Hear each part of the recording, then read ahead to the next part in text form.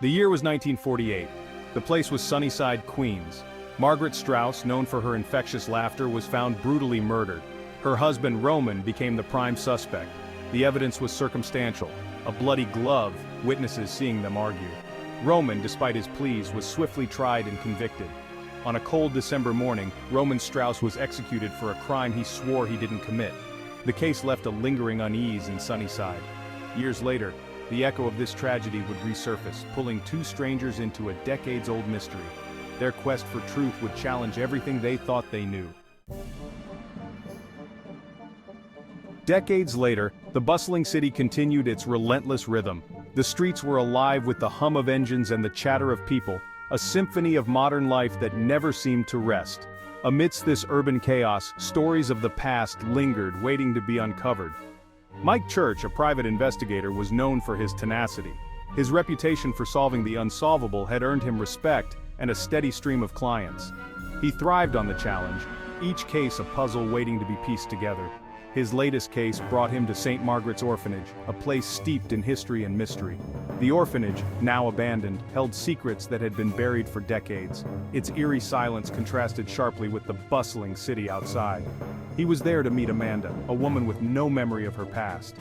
She stood at the entrance, her expression a mix of hope and fear. The orphanage was the only clue she had, a link to a life she couldn't remember. Amanda had recurring dreams of a house with a red door and a woman with kind eyes. These dreams were vivid, almost real, and they haunted her nights. She believed they held the key to unlocking her forgotten memories.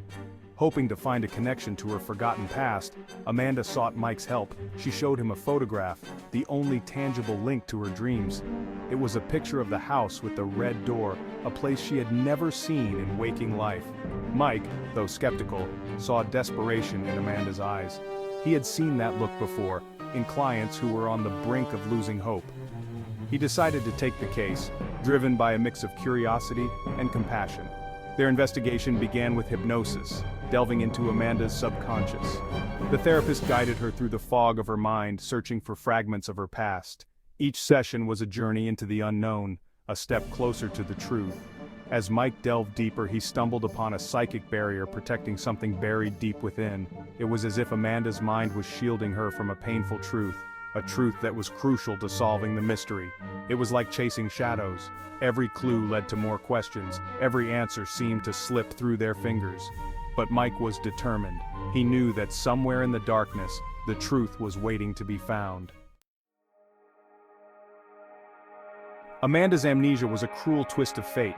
The dreams offered glimpses into a life she couldn't remember. Each night the same scene replayed, a violent struggle, a woman's screams, and a man with cold eyes. The hypnosis sessions were her only solace. With each session, fragments of her past began to coalesce. A name echoed in her mind: Margaret. Was she a relative, a friend? Mike listened patiently, his skepticism giving way to concern. Amanda's distress was palpable, her fear a tangible presence. Little did he know their journeys were about to intertwine in the most unexpected way. Session after session, Mike and Amanda found themselves at an impasse. Their conversations, once filled with love and understanding, had turned into a series of arguments and misunderstandings. They were stuck in a cycle of frustration and resentment, unable to find a way out. Frustrated, Mike suggested past life regression. He had read about it in a book and thought it might help them uncover the root of their issues. Amanda was skeptical but agreed to try it, hoping it might provide some answers. The atmosphere shifted as Mike guided Amanda into a deeper trance.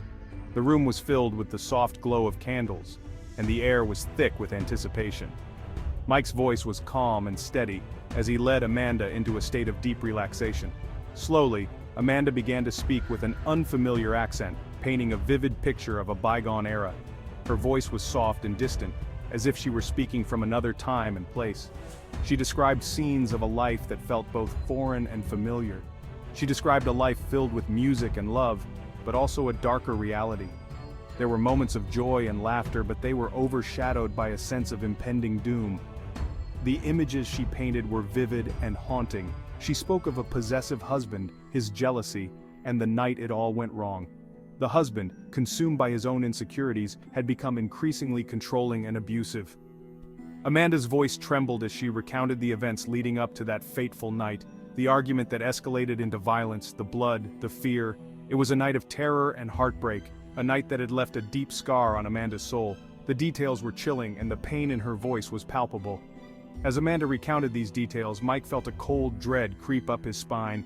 He could feel the weight of the past pressing down on them, the echoes of a nightmare that refused to fade. It was as if they were reliving the trauma all over again. These weren't just memories, they were echoes of a nightmare come to life. The past had a way of haunting the present, and Mike and Amanda were caught in its grip. They had uncovered a dark secret, one that would change their lives forever. The past life regression session left Amanda shaken. Yet, she felt a strange sense of relief. Mike cautioned her against putting too much stock in the experience. However, the name Roman nagged at him. Driven by unease, Mike decided to dig deeper. His investigation led him to the New York City archives. He found a headline from 1948, "Local husband guilty of wife's murder." The article told the story of Roman Strauss, wrongly accused of murdering his wife, Margaret. The details lined up perfectly with Amanda's regression. Mike uncovered a web of inconsistencies, suppressed evidence, and whispers of a cover-up. Meanwhile, Amanda found herself drawn back to St. Margaret's orphanage. She stumbled upon a hidden room filled with old photographs and a leather-bound journal. The name on the cover, Margaret Strauss. The journal revealed Margaret's growing fear of her husband Roman. Mike uncovered evidence of Franklyn Madson, a hypnotist who vanished after Roman's conviction. Madson specialized in past life regressions and manipulating the subconscious mind. Had he used his skills to frame Roman Strauss for Margaret's murder? Mike and Amanda realized they had stumbled upon a conspiracy. Driven by this revelation, Mike and Amanda tracked down Franklyn Madson. Confronted with the evidence, Madson confessed to everything. He admitted to having an affair with Margaret and using hypnosis to manipulate Roman. Madson believed he had committed the perfect crime. He underestimated the power of the human subconscious and the pursuit of truth. The pieces of the puzzle finally clicked into place. Madson's confession connected Amanda's past life to Mike's investigation. They had uncovered a conspiracy hidden for decades, but their fight was far from over. Armed with this knowledge, Mike and Amanda knew they had to expose Madson. They needed concrete evidence to corroborate his claims. Mike devised a risky plan to use Madson's own techniques against him. As Mike guided Madson into a trance, the air crackled with tension. Madson's demeanor shifted, his eyes flickering with fear. He recounted the events of that fateful night, his voice filled with guilt. He confessed to planting the bloody glove and manipulating witnesses. With each revelation, the weight of his crimes pressed down on him. The truth was finally laid bare. The final confrontation took place in the courtroom where Roman Strauss was convicted. The courtroom erupted as Madson's recorded confession filled the room. He spoke of his manipulation and disregard for human life. The jury listened, their faces etched with horror and disbelief. The evidence was irrefutable, the truth laid bare. Justice for Roman and Margaret Strauss was finally within reach. The judge addressed the court, condemning Madson's actions. He acknowledged Amanda's courage in confronting her past life trauma. The truth had finally come to light. The jury's verdict was swift and unanimous. Guilty on all counts. Franklyn Madson was exposed as a cold-blooded killer. Roman Strauss's name was finally cleared. His conviction was overturned, his innocence recognized. For Amanda, the trial marked the closing of a painful chapter. She had helped bring her murderer to justice and found solace in the closure. The case sparked a debate about the ethics of hypnosis and the justice system. For Mike Church, it was a reminder that some cases demand to be solved. In the aftermath of the trial, life in Sunnyside slowly returned to normal. The streets, once filled with tension and uncertainty, began to breathe again. Neighbors exchanged smiles, children played freely, and the air was filled with a sense of renewal. The shadow of the Strauss case lingered, a reminder of the importance of justice. The empty courtroom stood as a silent witness to the battles fought within its walls, a place where truth had finally prevailed. Mike Church continued his work as a private investigator. His office, once cluttered with the chaos of the Strauss case, now held a sense of order. Each file he examined was a step towards uncovering the truth, a mission he held close to his heart. He carried with him the lessons learned from the Strauss case, the sleepless nights, the relentless pursuit of justice, and the moments of doubt had all shaped him into a more resolute investigator. He knew that every case, no matter how small, had the potential to change lives. Amanda embraced the future with a newfound sense of purpose. The trial had been a crucible, forging her into a stronger, more determined individual. She looked at each new day as an opportunity to make a difference, to bring light into the lives of those around her. She dedicated her life to helping others who had suffered similar traumas. Whether it was through support groups or community outreach, Amanda's compassion knew no bounds. She became a beacon of hope, a testament to the resilience of the human spirit.